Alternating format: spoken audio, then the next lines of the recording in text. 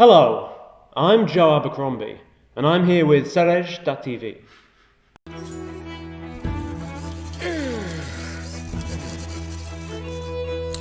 Bloody hell. Welcome to the Rap-pocalypse.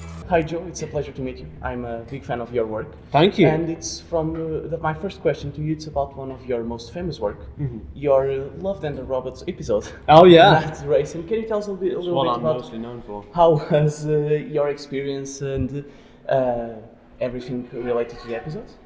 Yeah, I mean, I've been working with Tim Miller, the director, who's kind of one of the guys behind Love, Death and Robots for some years on various different projects and bits and pieces.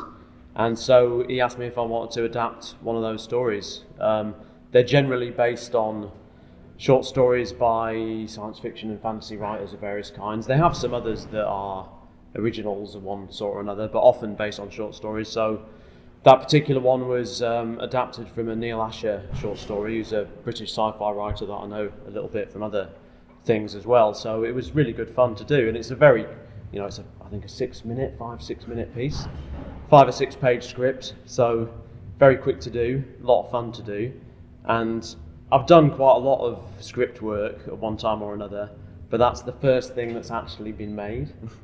So I've written, I think, 3 films and about 15 episodes of TV, and that's the first thing that's been made. So it was great to see, really nice to see it actually happen.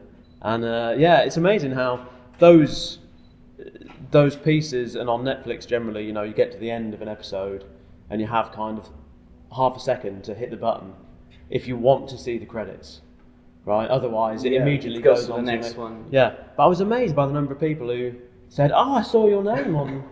That on was Netflix. actually going to be my question, Yeah. is if you as an author felt that people actually saw that it was you doing that. I mean, I made sure that they didn't, Okay.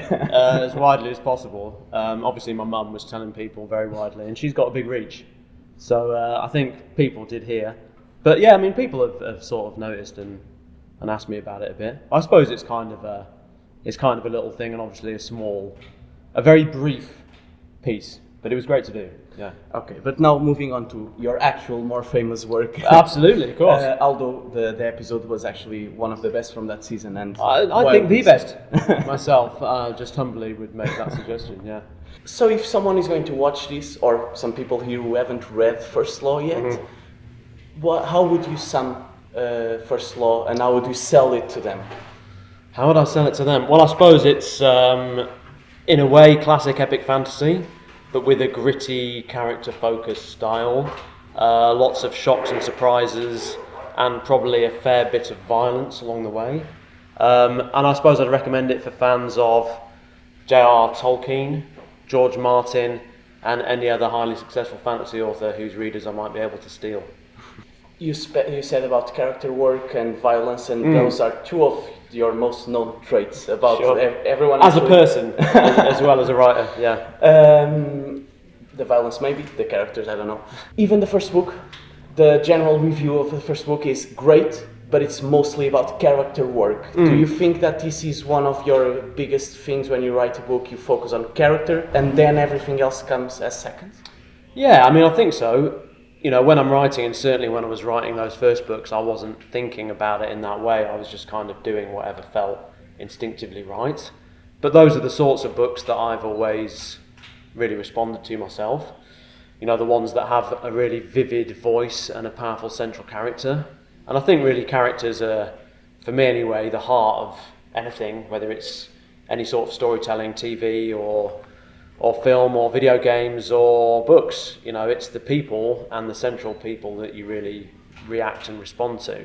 And so when I write, that's certainly the most important thing. I feel that if the characters are really working well, and the kind of narrative voice of the characters is engaging and feels like a real authentic person, the plot and things like that, they're important, but they matter much less. If you're engaged and excited by that character, then anything becomes fascinating.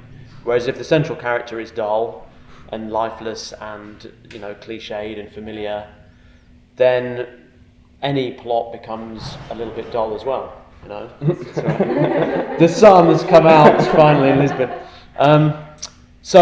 Characters absolutely the heart and soul. The difficult thing about that is that it's hard to make characters good. It's hard to just say, this character will now be good, you know. There's a certain amount of magic that goes into characters. I can't say why some just work well and others take a lot more work to get right.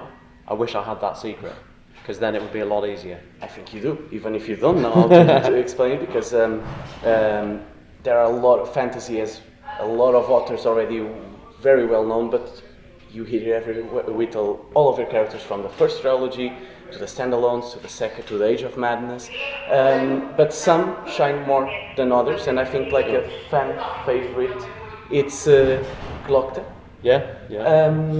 Can you tell us a little bit about your process to create such a twisted but real character? Because that's the thing about your characters that not a lot of other authors that from I experienced can do it. They feel all of them. If you strip away the magic, if you strip away the world, they could be here. Yeah. It's a little bit like Stephen King without the cocaine, I think. Lovely. That's a great way to think of myself as a writer. What would he be any good without the cocaine? I don't know. That's a hard question to answer. You'd have to ask him. Yeah, so I suppose I read a lot of fantasy as a kid, and you know, in that era, particularly the 80s and 90s, fantasy was kind of characterised by a lot of very heroic heroes, a lot of very shiny, kind of morally righteous heroes with pure crusades to fight, and they're generally very pretty. They're pretty people. And so I was kind of interested in protagonists who are quite damaged, who are, you know, in one way or another corrupted and damaged by their experiences. You get a lot of violent heroes in fantasy, but they tend to be, in the end, good people who can kind of walk away from a violent life and become productive and positive members of society. Great kings and, you know, sensitive lovers and all those things. And so I wanted to create a character who was suffering very much from the consequences of a sort of violent life and being involved in warfare. And so I kind of came up with the idea of this you know, maimed torturer, really. A guy who's been tortured himself and has ended up being a torturer because that's the one job he's really well suited for. And I just felt like that was very much not the sort of character you'd see in those kind of stories I read as a kid. Or if you did, they would absolutely be the villain, you know. Yeah. And in a way, the First Law follows a set of classic fantasy villains and tries to make them the heroes is the wrong word, but the central characters that we follow anyway. So I suppose that was the idea. It was trying to do something that I hadn't really seen before. It felt interesting to me. Do you hate stairs? Because every time you write a chapter from Glocta, it seems like you hate stairs. Yeah. I mean, it came partly out of having a bad back. At the time, I had a bad back, and negotiating the small flight of stairs between my bedroom, and then there was a couple of steps up to get to the toilet. And so getting to the toilet was like this major exercise that took half an hour. And it just made me think, if you were like this all the time, you know, if you were maimed and couldn't negotiate stairs, how much trouble would real life be, and how dark and misanthropic would your viewpoint become? And so it was partly, it came out of that experience of being immobile myself. And you know, a lot of fantasy characters are glorious physical heroes, so it was kind of the absolute opposite. And that's fun because you kind of invert a little bit the situation about Jezal, because he would be in a typical fantasy book. Maybe you would be the hero, the shiny, pretty boy that is good with a sword, and you kind of make him look like an asshole. How he probably would be in the real life. Yeah, absolutely. And you know, I suppose it was kind of trying to. Fantasy's often narrated from a distance. Certainly, Lord of the Rings and the classic things of that kind. It's not really in the heads of the characters that much. And I'd always been really fascinated by styles of writing where people are really, you know, the writer's really trying to put the reader into the heads of the characters, and, you know, everything is suffused by their personality and their point of view. And the writing is like a conversation with that character, you know. And so I suppose with Jezal, he obviously is very classically heroic. He's handsome, he's beautiful, he's privileged, he's a wonderful swordsman, you know, and he seems to be bound for a great future. But on the inside, he's quite a hideous person to be close to, as such people, you know, sometimes are. So I suppose it was interesting to see Glockter, who is, was it like Jezal in his youth, a glorious boy with a wonderful future, and now is looking at him, from the point of view of being a ravaged shell of a man, and also for Jezal to see, what it's like, what his future might look like. So seeing the two of them through each other's eyes was kind of an interesting contrast as well. But when you created the story of Captain West, he looked, at least in the beginning, like he would be the most good character. Yeah. Were you trying to find where is the first opportunity I can to make this guy look bad, or was something you already thought, I'm going to make this happen? Yeah, it's hard to remember exactly when you make decisions and how choices come about. Some happen in the moment. You're writing and you think, I know this would work, this would be interesting, this would be a kind of convincing way to go. And some you plan a long time in advance, and that book obviously was written a long time ago, so it's hard to remember. But I think I just was interested in trying to, portray characters as honestly as I could and cover some ground you don't often see in fantasy. And so, West was a kind of, again, I suppose it's amusing on violence. He's a guy who's kind of had a violent parent, and what effect does that have on him? Is it easy to escape, or do you end up kind of following the same cycles that were inflicted on you? And, often there's not a simple answer to that. He is in some ways a good guy, but he's also a very inflammable, angry guy who can do a lot of damage.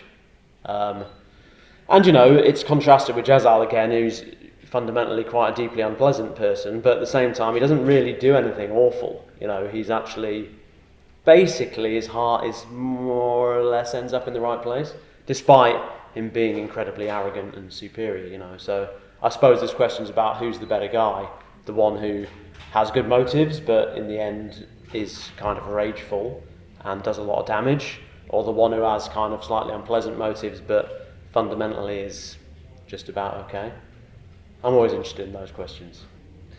Another thing that you are known for is your very visual battle scenes. Like you are reading one of the battle scenes and it's really easy to picture, to see it happen. And this is not very common again in fantasy. It's doesn't make sense until you read one of your battle scenes and you understand, I've never read something like this before. Right. How do you create them so visually?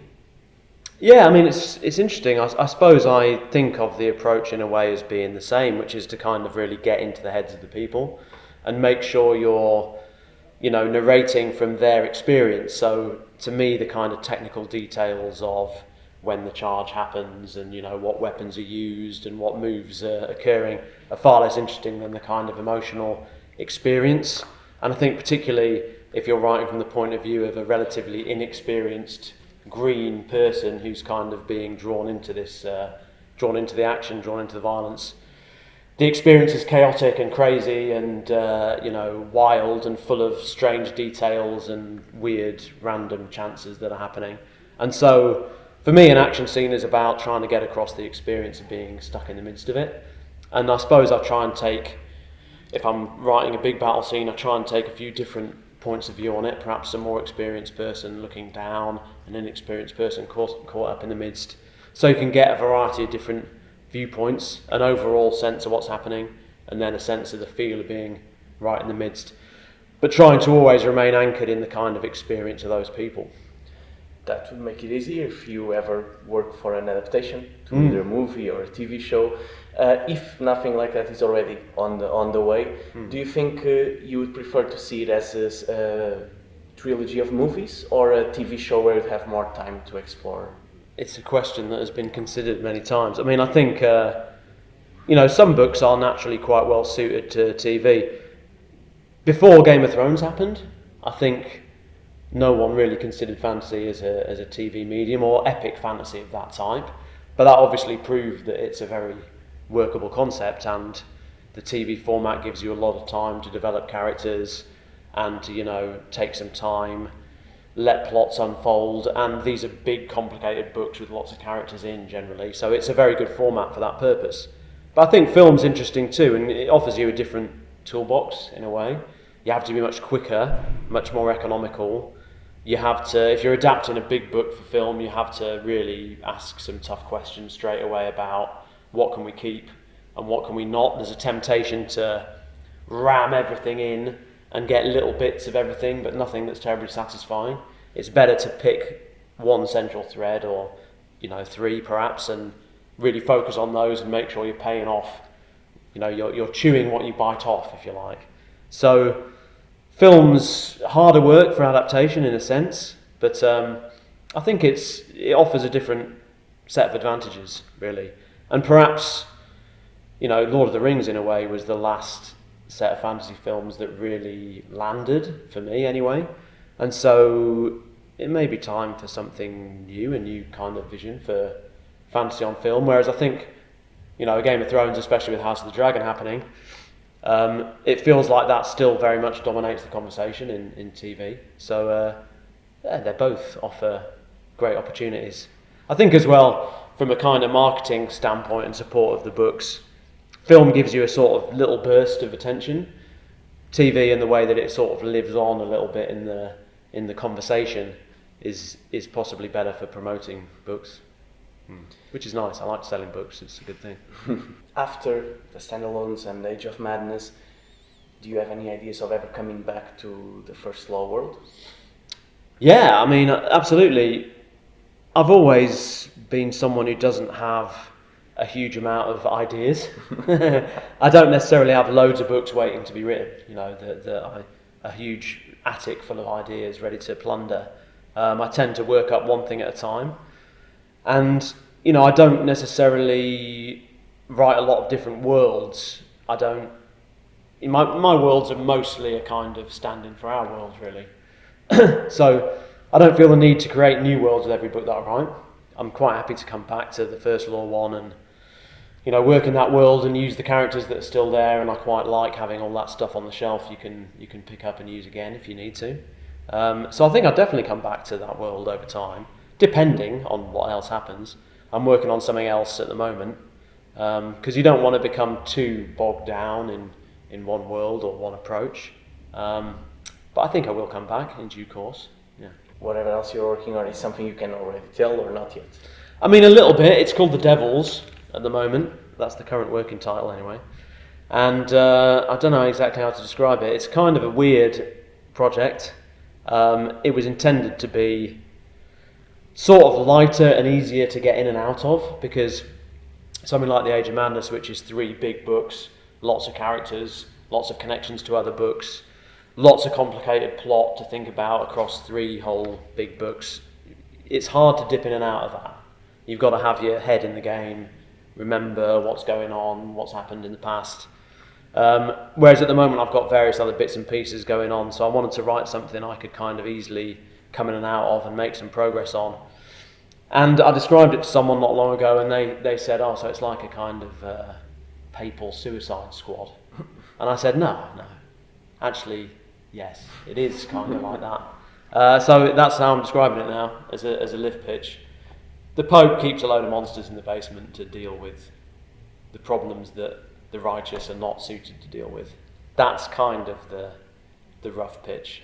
And it's going to be a little bit more fast action pace. Fast, lots of monsters and silly magic, lots of nonsense. I mean, I write quite a low magic world normally. The First Law is quite light on the fantastical elements in general. And so I thought it'd be amusing to do something where there's werewolves and vampires and goblins and wizards all over the place. And just to have fun with it, really. And the fun lasted about 3 days, and then it became a massive grind of hard work, as they always do for me. But fun was the idea. Okay. Any timeline where we can expect news on that? Well, it's 3/4 drafted. Okay, nice. So it's getting there. And hopefully within the next few months I'll have, a draft, and then I'll have a reasonable idea of roughly when it'll be published. Okay. Yeah. As you said, you tried to do something in fantasy that hasn't been done before, and so you conquered your place among the fandom about Grimdark, the Grimdark genre. But I heard that you regret your Twitter handle. Yeah, I mean, I don't know if I regret it, because it's kind of funny. But I suppose when I call myself Lord Grimdark. I'm not a real lord, I should point out. It's a self-appointed title. When I did that, you know, Grimdark was just a word people used for stuff that was rubbish, you know, that was ridiculously over the top and bloody and violent and silly. And so, you know, I was quite obviously taking the piss out of myself.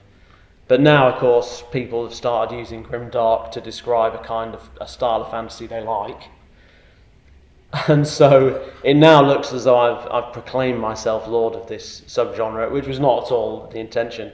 It was supposed to be a joke, and still is. So as long as people take it as a joke, I'm fine with it. It's an odd thing because it's a very ill-defined genre, you know, and people never agree about what is or isn't in Grimdark, or what it includes or what it doesn't. Some people see it as a kind of genre of humorless, filthy, horribly violent kind of stuff, and that doesn't really feel like what I write. I kind of think of it as epic fantasy. I think of it as the same stuff as Lord of the Rings, just with a slightly different take. You know, I see Lord of the Rings as your John Ford Western, your classic Western, and I see what I do as spaghetti Westerns, you know, something that loves and admires those stories but takes a slightly different kind of dirtier, grittier approach to the storytelling. But it's all two sides of the same coin for me. And do you feel, as an author, the impact that you have with your fans, that you are very cherished and one of the biggest alive names in in fantasy? Hopefully, such wood. Yeah, I don't know. I mean, it always seems surprising to be thought of that way. I mean, I suppose I kind of plough my furrow and do my thing, and it's lovely to meet people who like the books, and you know, it's great to meet fans and people who enjoy them. It's always kind of hard to think of yourself as significant, and there are always, you know, bigger and better established and more successful people around in every different sense. So, you know, there'll always be someone commercially more successful, or whose latest book has done really well, or who's better with a certain part of the audience, or who is more critically successful, more prize winning. So I suppose I'm, as a venomously ambitious sociopath, always looking towards those people more successful than myself. I never feel like, it's like being rich, you know. Being rich is always that enough. A little bit richer than you is what is rich. So to me, successful is what is a little bit more successful. Yeah, there's always headroom. And last, you already stole some friends from Game of Thrones during this conversation. What do you think that less known works, people that like your books would like? Well, that's a really good question. I mean, I don't read a lot of fantasy. I try, in general, I don't try to avoid it, but it feels too much like work. I find it quite hard to read fantasy and not slip into a very critical kind of editorial. Research almost. Yeah, exactly. Most of what I read tends to be outside fantasy. Tends to be, you know, westerns and thrillers and whatever I'm working on. If you like those stuff and people would like your work and maybe they will like it, what would you?